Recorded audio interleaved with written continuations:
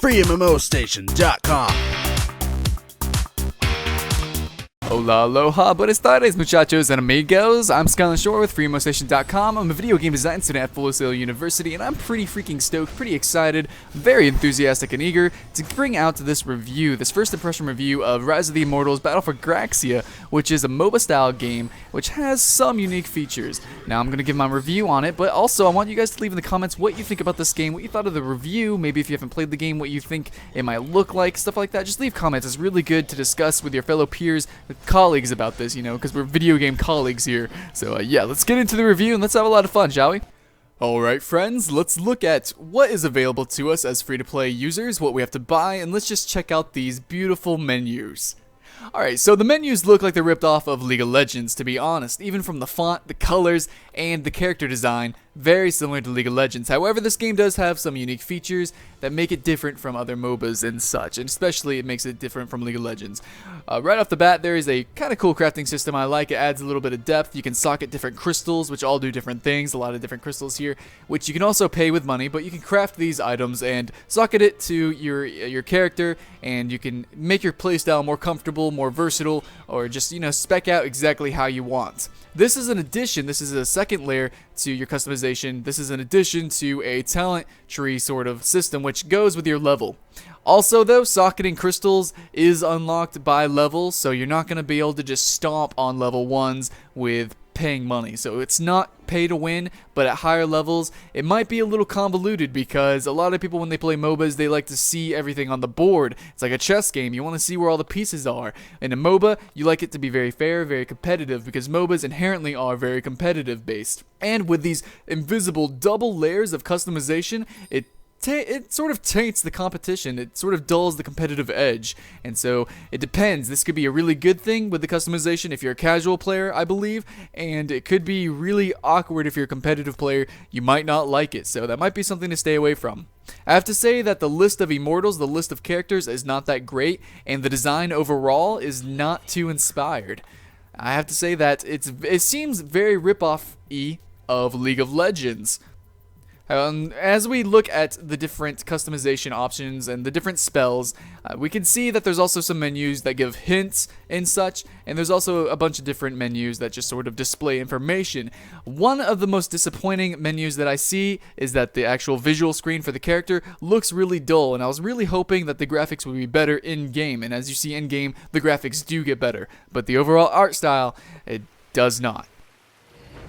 Alright guys, as the game is starting, let me just talk about my character and the gameplay that you'll be watching. During this gameplay, you will actually see a feature called White Knight occur, and you will see me be playing as Trovok, the last dragon in this game, in the lore of this game.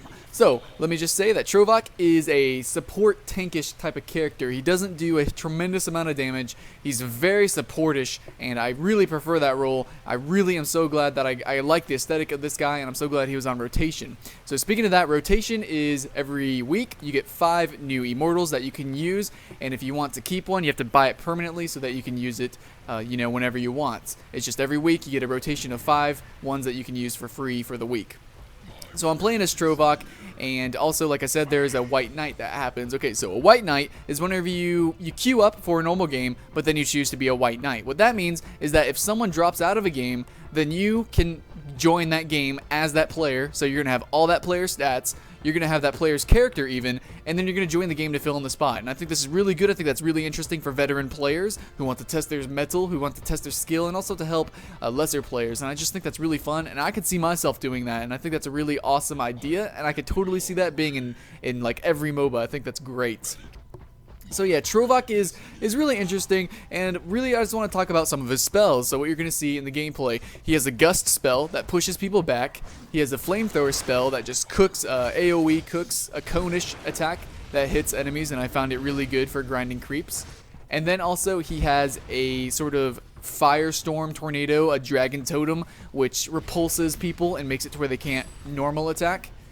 And then also he has it's called Baneful Bite, where he can sort of silence people and it does a little bit of damage.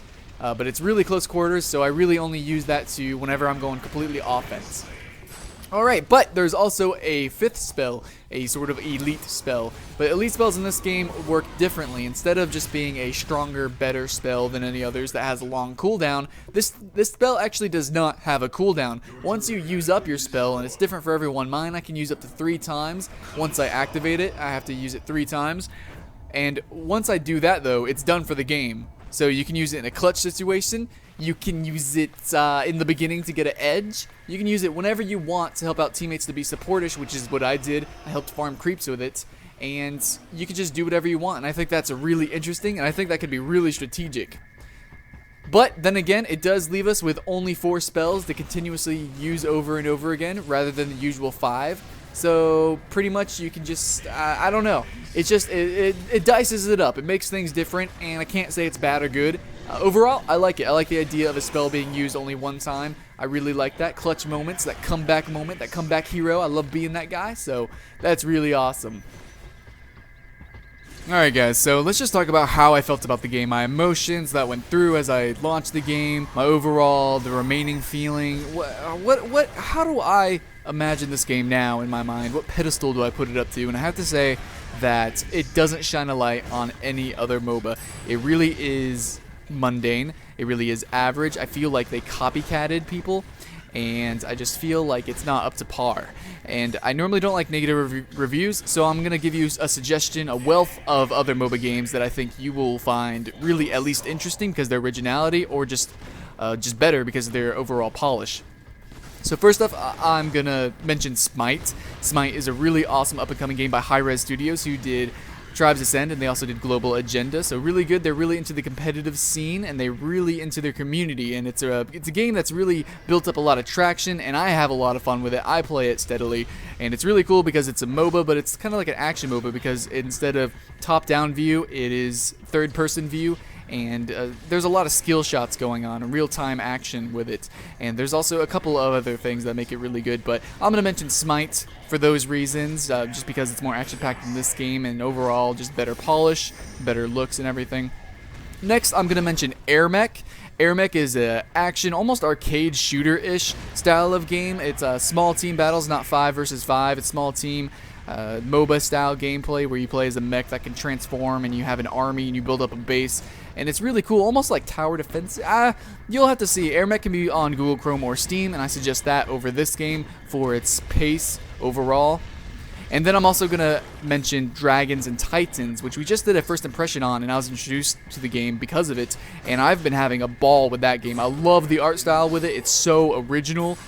There's just a lot of concepts that make it casual, and at the same time it makes it really actiony, very competitive, I think, in a lot of ways.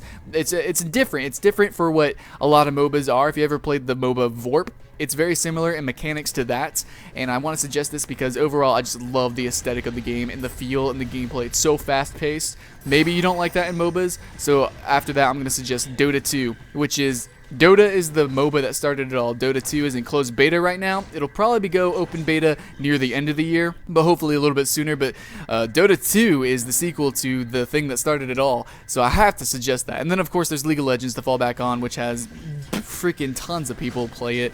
And, well, you guys know League of Legends. And honestly, I like League of Legends, and it's a free-to-play game, and it's still strong, so you might as well go play that, because I feel Battle For Graxia, Rise of Immortals is a ripoff of League of Legends, and that's my honest opinion. Thank you very much for watching. I'm Skylent Shore. I have a ton of fun doing these things. I love getting just down to earth with you guys and talking with you guys. So please leave comments of what you think about this game. I want to discuss with you. And if you want to check out the other reviews and first impressions and stuff, go check out FreeMMOStation. We have some cool stuff on here. I'm sure we have a couple MOBAs up on here. And just overall, lots of free to play games. I mean, it's FreeMMOStation.com, so yeah, go to the site and check that out. But remember to give it a like to give this video some visibility, because overall, I really want to stir up some controversy, I guess. Is this game good? Is this game bad? To me, it's just below neutrality. I have to admit, I did have some fun, so maybe I'll suggest it to some noobs to the genre. But that's it. Thanks for watching, guys, and I will see you guys later. Bye-bye.